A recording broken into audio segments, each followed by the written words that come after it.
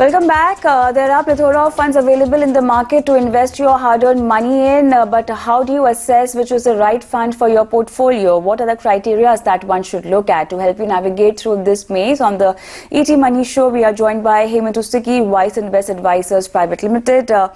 Hemant, good evening.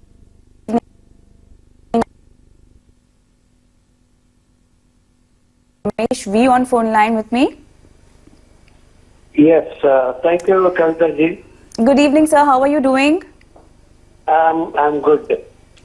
Very nice, sir. All right. So you want to invest for 3 to 5 years, right?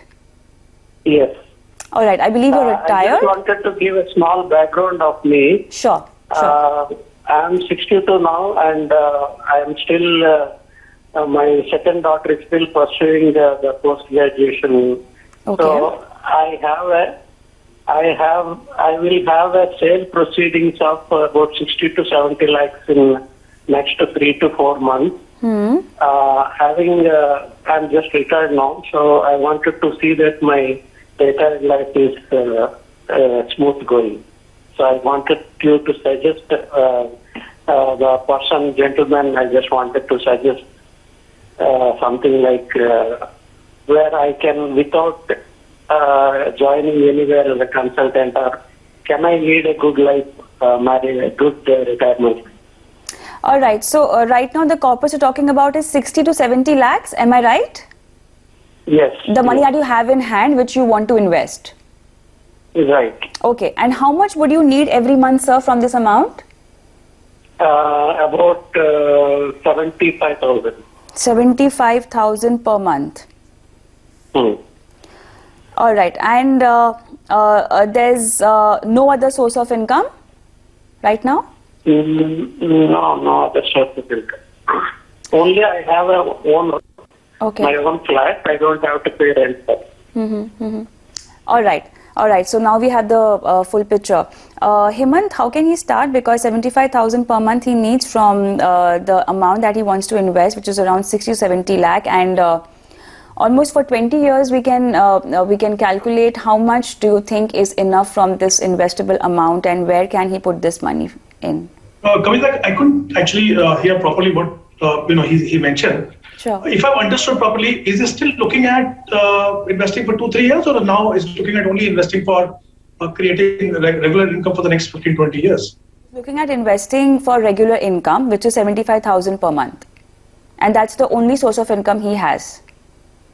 Okay, Kavita, so clearly, look, he has a corpus of around 60 lakh, and if he needs 75,000 rupees per month, which obviously has to be a post-tax return, so which means that he will require an income of around 9 lakh per annum, okay, which is roughly going to be around 15% on his corpus, if that is the only way he is going to generate income. So clearly, I think it's to be understood very properly that when you're talking about 15%, it's just not possible from any investment option that if you want to get post-tax return, as well as may want to make sure that your money is safe. So I personally feel that either you will have to look at some other source to kind of get some income in terms of whatever you can get from this portfolio. Ideally speaking, you can hope to get around 6 to 7% max post-tax, because what you don't want to be in a situation where your money is not growing. So I think there has to be some amount of rethink on the requirement, because there is clearly a mismatch there. In terms of since the money has to be invested for a longer term, obviously the money also has to grow. So there are, I think, a hybrid fund that would be ideal for him, considering that if he's going to be investing for the first time in mutual funds. Now there are dynamically managed asset allocation fund which are called a balanced advantage fund, which typically invest around 30-40% in equity and the rest in arbitrage and debt. And depending on the market condition, depending on the valuation in the market, the exposure to equity goes up and down. And then you can also look at adding one aggressive equity hybrid fund. So I think these are the best options for him if he's looking at generating regular income. And I think the right way to generate regular income would be to opt for systematic withdrawal plan. A systematic withdrawal plan is where you give mutual fund a mandate that this is the amount I would require on certain day. So based on that, the mutual fund will redeem that amount and give it to you. Now, what happens is, despite being invested in a market in product, you're assured of getting that income irrespective of where the markets are going. And of course, the tax incidence also is much lower. So as I mentioned, I think a combination of these two type of funds, and some of the fund I can recommend is like ICICI Pru equity and debt, and then Kotak Balance Advantage and Nippon India Balance Advantage Fund. These are good funds in these two categories. But obviously, considering the fact that there is some exposure to equity, there is bound to be volatility, and he has to be mentally prepared for that. Mr. Ramesh, anything else you want to ask? Yeah, just a small thing I wanted to ask. Sir told me that whatever you have to expect 6 to 7% of that amount. So that means whatever expenditure I have, that is it is limited to 6 to 7%. Then only I will be comfortable. That's what you are saying. Or almost you say whatever I have to invest double so that my 75,000 per month will be fulfilled. That's what you are saying, right? No, let me just clarify that. What I'm trying to say here is that as regular income, you should take out 6 to 7%. Ideally, when your time horizon is like 15, 20 years, with the combination of fund that I mentioned to you, you can expect to generate a return of 10 to 11%. Okay, because two things will happen. One is that you want a regular income, so you don't want to be withdrawing money very aggressively, because when the markets are down, you don't want your capital to go down. So there's always a cushion. Second thing is, your expenses may be 75,000 today, but there is something called inflation, right? Your expenses are going to go up.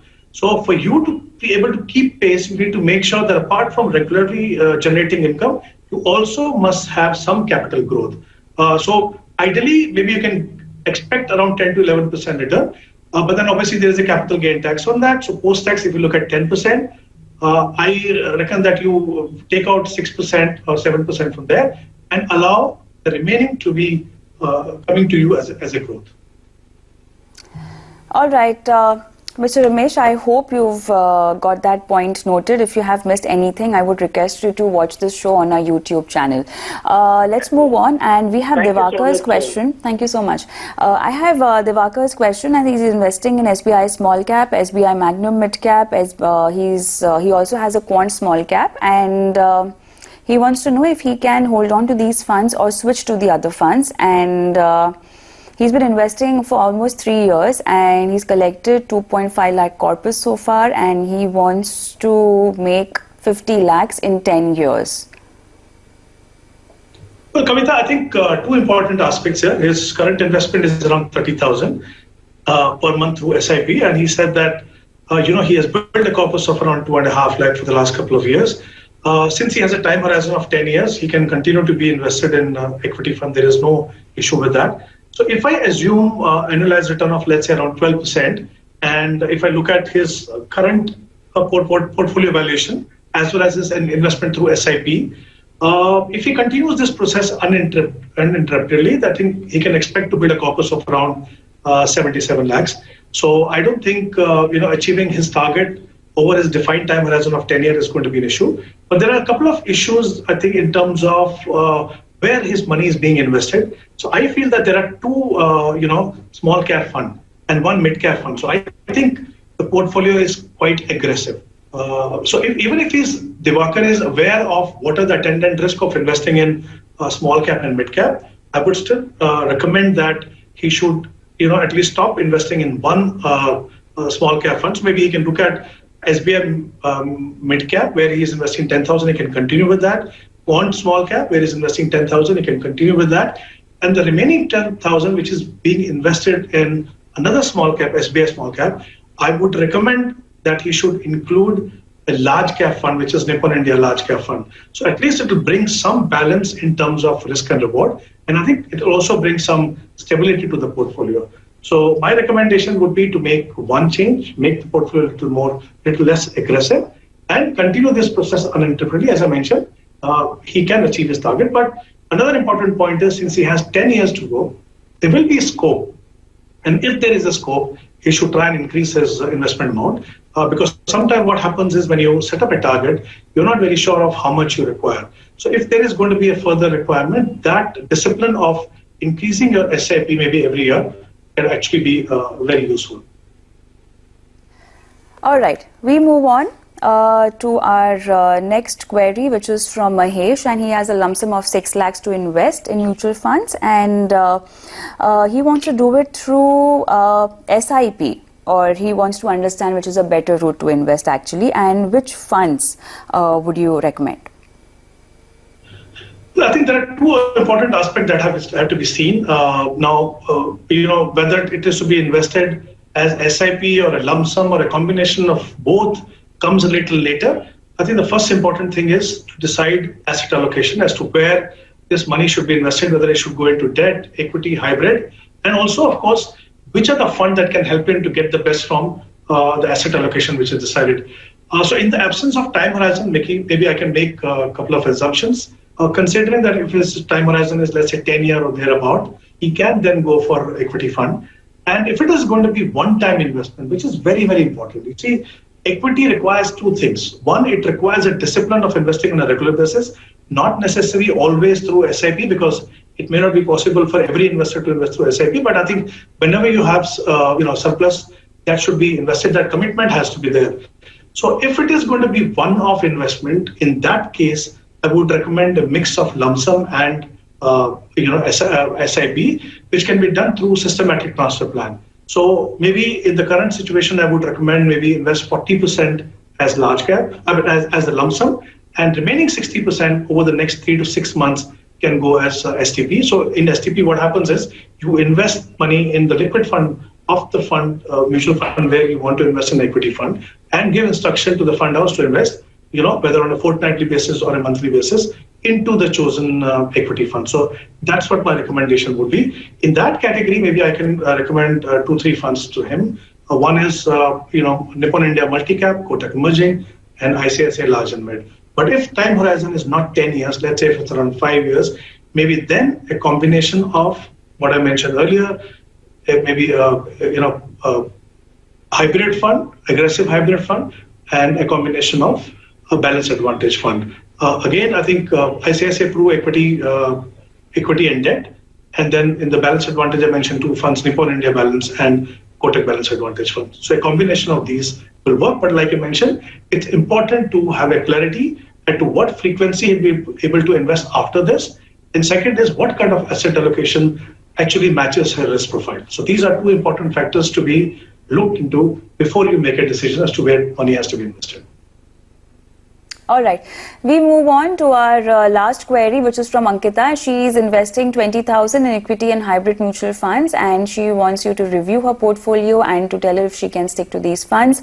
ICICI Pru Equity and Debt Fund, IDFC Equity Hybrid Fund, SBI Small Cap, Nippon India Small Cap, ICICI Pru Technology Fund.